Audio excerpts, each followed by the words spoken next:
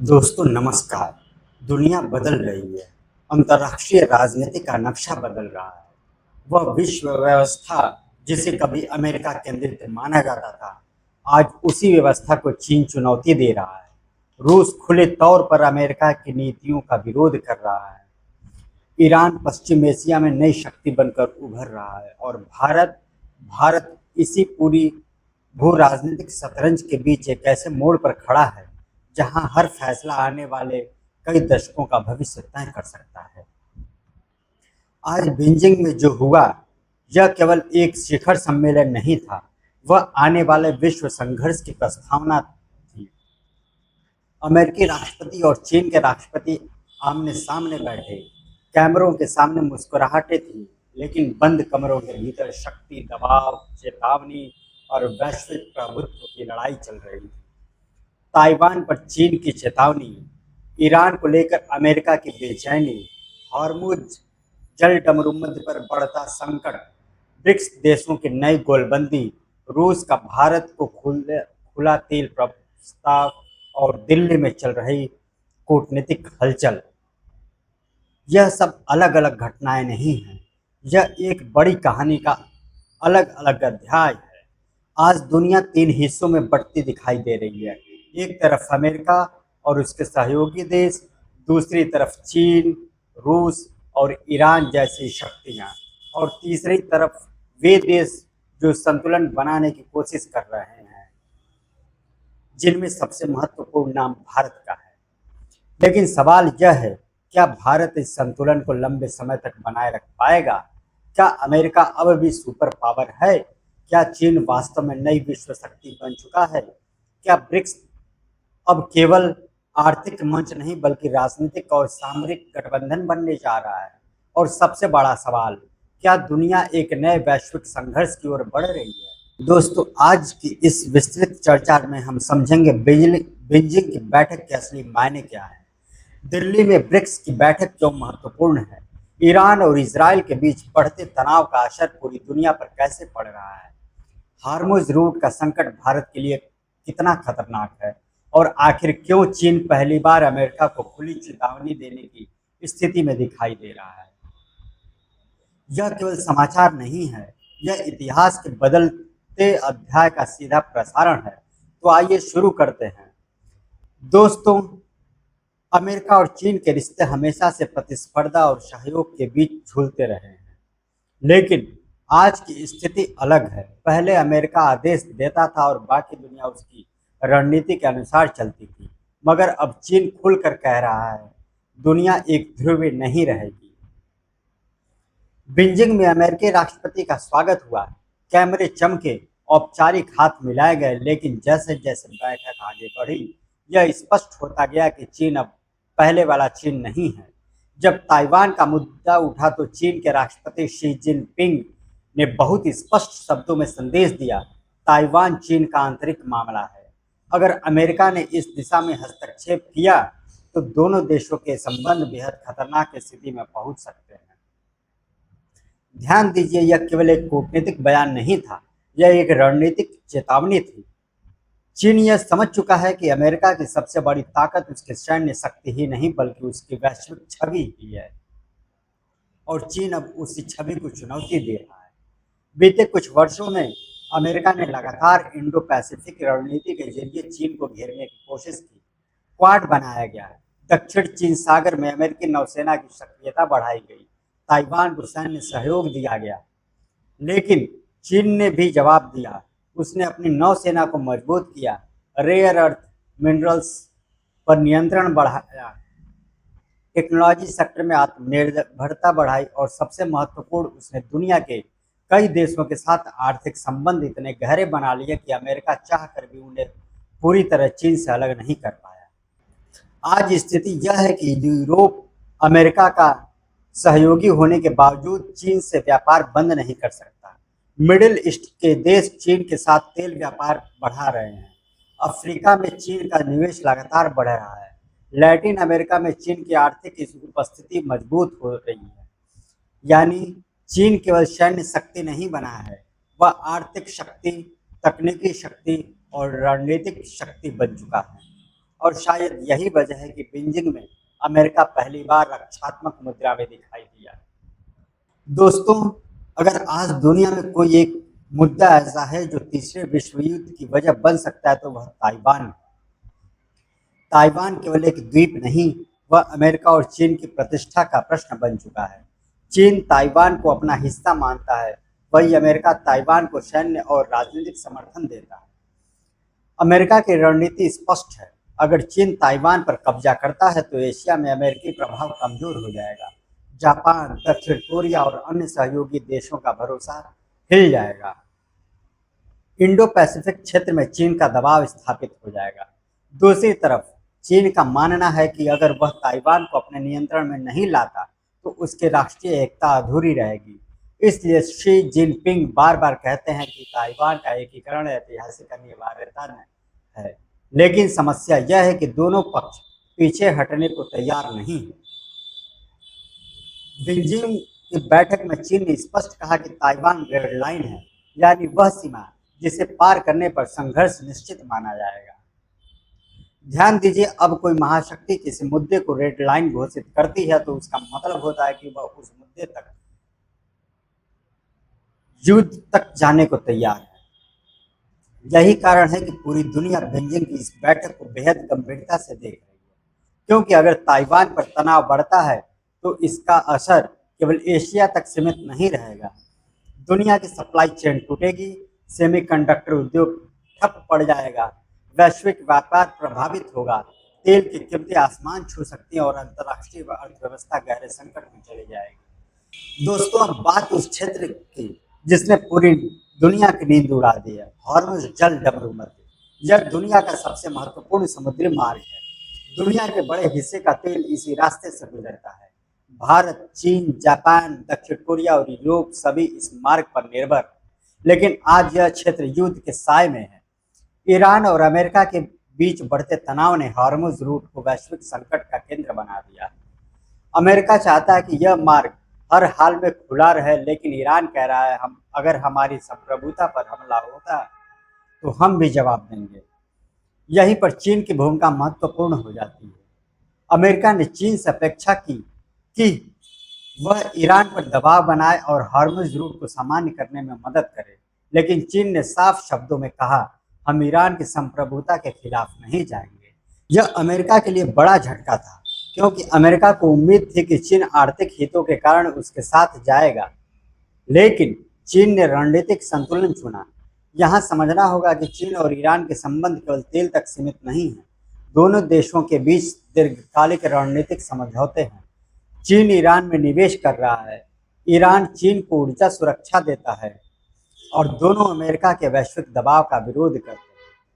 इसलिए बीजिंग में चीन ने अमेरिका को संकेत दिया, हम सहयोग चाहते हैं लेकिन आपकी शर्तों पर नहीं। दोस्तों, पश्चिम एशिया के राजनीति को समझना हो तो ईरान को समझना जरूरी है। ईरान लंबे समय से अमेरिका प्रतिबंधों का सामना कर रहा है, लेकिन इसके बावजूद उसने अपनी सैन्य क्षमता, मिसाइल तकनीक और क्षेत्रीय प्रभाव को लगातार बढ़ाया। आज इराक, सीरिया, लेबनान और यमन जैसे क्षेत्रों में ईरान समर्थित समूह सक्रिय है। इसी कारण अमेरिका और इजराइल दोनों ईरान को सबसे बड़ी चुनौती मानते हैं। हाल के संघर्षों में ईरान ने जिस प्रकार जवाब दिया, उसने पूरी दुनिया को चौंका दिया है। ईरानी सेना के प्रवक्ताओं ने खुले तौर पर कहा कि अब पीछे हटने का सवाल नहीं है। उन्होंने दावा किया कि अमेरिकी ठिकानों और सैन्य उपकरणों को नुकसान पहुंचाया गया। चाहे इन दावों पर विवाद हो, लेकिन एक बात स्पष्ट है, ईरान अब केवल रक्षात्मक भूमिका में नहीं है, वह सक्रिय प्रतिरोध की नीति अपना चुका है। यही कारण है कि अमेरिका के सामने बड़ी समस्या खड़ी हो गई है। अगर वह पीछे हटता है तो उसकी वैश्विक छवि कमजोर होती है, अगर वह आगे बढ़ता है तो युद्ध फैल सकता है। और इसी बीच चीन तथा रूस दोनों अप्रत्यक्ष रूप से ईरान के साथ खड़े दिखाई देते हैं। यह नया वैश्विक समीकरण है। दोस्तों, अब बात दिल्ली में चल रही ब्रिक्स बैठक की। ब्रिक्स अभी केवल आर्थिक सहयोग का मंच माना जाता था, लेकिन आज इसकी भूमिका बदलती दिखाई दे रही है। ब्राजील, रूस, भारत, चीन और दक्षिण अफ्रीका से शुरू हुआ यह समूह अब विस्तारित हो चुका है। ईरान और यूएई जैसे देश भी इससे जुड़े हैं। यानी अब ब्रिक्स केवल विकासशील देशों का मंच नहीं रहा, यह पश्चिमी वर्चस्व को चुनौती देने वाला समूह बनता जा रहा है। दिल्ली में हुई बैठक में ईरान के विदेश मंत्री ने खुलकर कहा कि ब्रिक्स को अमेरिका और इसराइल की कार्रवाई की निंदा करनी चाहिए। यह बयान बेहद महत्वपूर्ण था, क्योंकि इसका मतलब था कि ब्रिक्स से अब केवल आर्थिक सहयोग नहीं बल्कि राजनीतिक समर्थन का भी अपेक्षा किया जा सकता है। भारत के सामने यही सबसे बड़ी चुनौती है। भारत अमेरिका के साथ भी संबंध मजबूत कर रहा है, इस क्वाड का हिस्सा है, टेक्नोलॉजी और रक्षा सहयोग बढ़ा रहा है। लेकिन दूसरी तरफ भारत ब्रिक्स का भी प्रमुख सदस्य है, रूस से संबंध बनाए हुए है, ईरान के साथ ऐतिहासिक संबंध है, चीन के साथ प्रतिस्पर्धा भी है और व्यापार भी। यानी भारत एक साथ कई दिशाओं में चल रहा है। लेकिन क्या यह संतुलन हमेशा संभव रहेगा? यही सबसे बड़ा प्रश्न है। दोस्तों, भारत की सबसे बड़ी कमजोरी क्या है? ऊर्जा निर्भरता है। भारत अपनी जरूरत का लगभग 90% कच्चा तेल आयात करता है और उसमें बड़ा हिस्सा हॉर्मुज रूट से आता है। अगर यह मार्ग बाधित होता है तो भारत पर सीधा असर पड़ता है। पेट्रोल डीजल महंगा होता है, महंगाई बढ़ती है, उद्योग प्रभावित होते हैं, रुपया दबाव में आता है और आर्थिक विकास की गति धीमी पड़ सकती है। इसलिए रूस का प्रस्ताव भारत के लिए महत्वपूर्ण है। रूस कह रहा है, जितना तेल चाहिए हम देने को तैयार हैं, लेकिन समस्या यह है कि अमेरिका रूस पर प्रतिबंध लगाए हुए है। भारत अगर खुलकर रूस से तेल खरीदता है तो पश्चिमी दबाव बढ़ सकता है। यही भारत की दुविधा है। भारत अमेरिका को नाराज नहीं करना चाहता, लेकिन ऊर्जा सुरक्षा भी जरूरी है। इसलिए भारत रणनीतिक स्वायत्तता की नीति अपनाने की कोशिश कर रहा है, लेकिन आने वाले समय में यह संतुलन और कठिन होता जाएगा। दोस्तों, भारत इस समय दो बड़े अंतर्राष्ट्रीय मंचों के बीच खड़ा है। एक तरफ क्वाड है, अमेरिका, भारत, जापान और ऑस्ट्रेलिया, तो दूसरी तरफ ब्रिक्स है, जहां चीन, रूस और ईरान जैसे देश मौजूद हैं।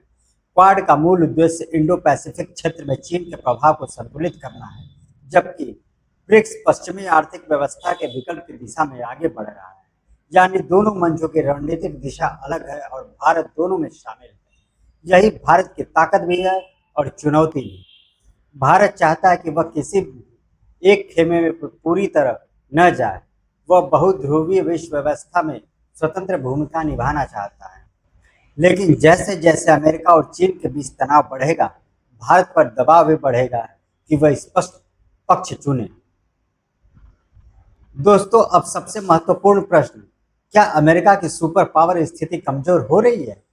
यह सवाल इसलिए उठ रहा है क्योंकि हाल की घटनाओं ने अमेरिकी सीमाओं को उजागर किया है। अमेरिका दुनिया का सबसे शक्तिशाली देश है, उसकी सैन्य क्षमता विशाल है, उसकी अर्थव्यवस्था मजबूत है, डॉलर अब भी वैश्विक मुद्रा है, लेकिन इसके बावजूद कई चुनौतियां सामने हैं। यूक्रेन युद्ध लंबा खिंच गया, मिडिल ईस्ट में संकट बढ़ रहा है, चीन आर्थिक और तकनीकी चुनौती बन चुका है, अमेरिका के सहयोगी देश भी कई मुद्दों पर स्वतंत्र रुख अपना रहे हैं। यूरोप खुद ऊर्जा संकट से जूझ रहा है। कई यूरोपीय देश चीन से आर्थिक संबंध बनाए रखना चाहते हैं।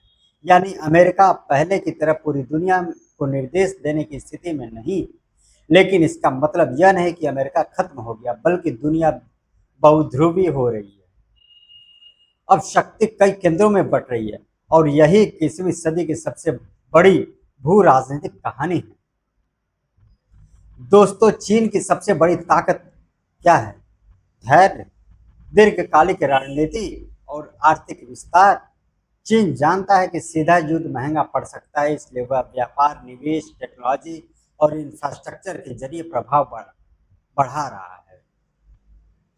बेल्ट एंड रोड इनिशिएटिव इसका उदाहरण है। चीन एशिया, अफ्रीका और यूरोप में बंदरगाह, सड़कें, रेल और ऊर्जा परियोजना में निवेश कर रहा है। मिडिल ईस्ट में भी चीन सक्रिय है। उसने सऊदी अरब और ईरान के बीच मध्यस्थता करवाई। वह तेल व्यापार में अपनी भूमिका बढ़ा रहा है और सबसे महत्वपूर्ण, वह डॉलर आधारित व्यवस्था को चुनौती देने की दिशा में कदम बढ़ा रहा है। अगर भविष्य में अंतर्राष्ट्रीय व्यापार का हिस्सा डॉलर से हटकर अन्य मुद्राओं में होने लगे तो अमेरिका की आर्थिक शक्ति प्रभावित हो सकती है। इसलिए अमेरिका चीन को केवल आर्थिक प्रतिस्पर्धी नहीं बल्कि रणनीतिक प्रतिद्वंदी मानता है। दोस्तों, रूस को लंबे समय तक पश्चिमी प्रतिबंधों के जरिए कमजोर करने की कोशिश हुई, लेकिन रूस ने ऊर्जा को हथियार बना दिया। यूरोप ने रूसी तेल और गैस पर निर्भरता कम करने की कोशिश की, लेकिन उससे यूरोप खुद संकट में आ गया। रूस ने एशियाई देशों की ओर रुख किया, भारत और चीन को अधिक तेल बेचना शुरू किया। आज रूस भारत के लिए केवल हथियारों का पुराना सहयोगी नहीं, वह ऊर्जा सुरक्षा का महत्वपूर्ण स्रोत भी है। यही कारण है कि रूस बार बार भारत को आश्वस्त कर रहा है कि जरूरत पड़ने पर वह हर संभव सहायता देगा। दोस्तों, भारत की विदेश नीति का सबसे महत्वपूर्ण पहलू क्या है? संतुलन। भारत ने हमेशा रणनीतिक स्वायत्तता बनाए रखने की कोशिश की है। शीत युद्ध के दौर में गुट निरपेक्ष आंदोलन इसका उदाहरण था। आज भी भारत उसी सोच को नए रूप में आगे बढ़ा रहा है। भारत अमेरिका के साथ रक्षा और तकनीकी सहयोग बढ़ा रहा है, लेकिन रूस से संबंध भी बनाए हुए है। चीन से सीमा विवाद है, लेकिन व्यापार भी जारी है। ईरान के साथ ऊर्जा और कनेक्टिविटी संबंध है। इजराइल के साथ रक्षा सहयोग मजबूत है। खाड़ी देशों के साथ आर्थिक संबंध गहरे हैं। यानी भारत हर दिशा में संबंध बनाए रखना चाहता है, लेकिन दुनिया तेजी से ध्रुवीकृत हो रही है और ऐसे में संतुलन बनाए रखना कठिन होता जाएगा।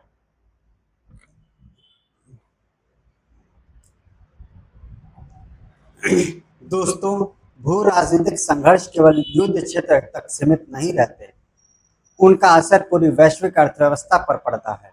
आज दुनिया जिस संकट से गुजर रही है, उसमें तीन बड़े खतरे हैं: ऊर्जा संकट, सप्लाई चेन संकट, वित्तीय अस्थिरता। अगर हार्मुज रूट बाधित होता है तो तेल महंगा होगा। अगर चीन अमेरिका तनाव बढ़ता है तो व्यापार प्रभावित होगा। अगर युद्ध फैलता है तो निवेश और बाजार दोनों दबाव में आएंगे। यानी यह केवल कूटनीति नहीं, वैश्विक आर्थिक स्थिरता का प्रश्न है। दोस्तों, कई विशेषज्ञ मानते हैं कि दुनिया एक नए शीत युद्ध की ओर बढ़ रही है। पहले शीत युद्ध में अमेरिका और सोवियत संघ आमने सामने थे। आज अमेरिका और चीन के बीच प्रतिस्पर्धा बढ़ रही है, लेकिन यह संघर्ष अलग है।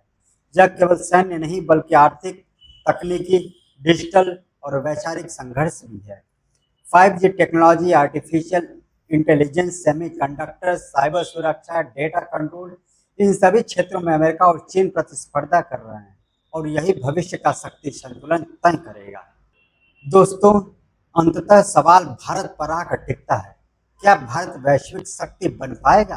क्या वह संतुलन बनाए रख पाएगा? क्या वह ऊर्जा, तकनीक और रक्षा के क्षेत्र में आत्मनिर्भर बन पाएगा? क्योंकि आने वाले वर्षों में केवल सैन्य शक्ति पर्याप्त नहीं होगी। आर्थिक क्षमता, तकनीकी नवाचार, ऊर्जा सुरक्षा और कूटनीतिक संतुलन, यही असली शक्ति होंगे। भारत के पास अवसर भी है और चुनौती भी। अगर भारत सही रणनीति अपनाता है तो वह इस बदलती दुनिया में निर्णायक भूमिका निभा सकता है। दोस्तों, दुनिया एक नए मोड़ पर खड़ी है। बीजिंग की बैठक, दिल्ली की ब्रिक्स वार्ता, ईरान और इजराइल का संघर्ष, हार्मुज संकट, रूस की ऊर्जा राजनीति, अमेरिका और चीन की प्रतिस्पर्धा, ये सब अलग अलग घटनाएं नहीं हैं। ये उस नई व्यवस्था को संकेत दे रहे हैं जो हमारे सामने आकार ले रही है। आज अमेरिका चुनौती महसूस कर रहा है, चीन आत्मविश्वास से भरा है, रूस अवसर तलाश रहा है, ईरान प्रतिरोध की राजनीति कर रहा है और भारत संतुलन साधने की कोशिश कर रहा है। लेकिन आने वाले समय में दुनिया को केवल शक्ति नहीं, बल्कि स्थिरता की भी जरूरत होगी, क्योंकि अगर महाशक्तियों की प्रतिस्पर्धा नियंत्रण से बाहर हुई तो उसका असर हर देश, हर अर्थव्यवस्था और हर नागरिक पर पड़ेगा। यही कारण है कि आज बीजिंग और दिल्ली की बैठकों को पूरी दुनिया इतनी गंभीरता से देख रही है। 15 तारीख के बाद क्या होगा? क्या युद्ध बढ़ेगा? क्या समझौते होंगे? क्या नई गोलबंदी बनेगी? क्या भारत नया रास्ता निकालेगा? इन सवालों के जवाब आने वाला समय देगा। लेकिन इतना तय है, दुनिया बदल रही है और हम इतिहास के सबसे महत्वपूर्ण संक्रमण काल के बीच खड़े हैं। आपसे मिलते हैं अगले वीडियो में एक बड़े खुलासे के साथ। तब तक के लिए धन्यवाद। नमस्कार।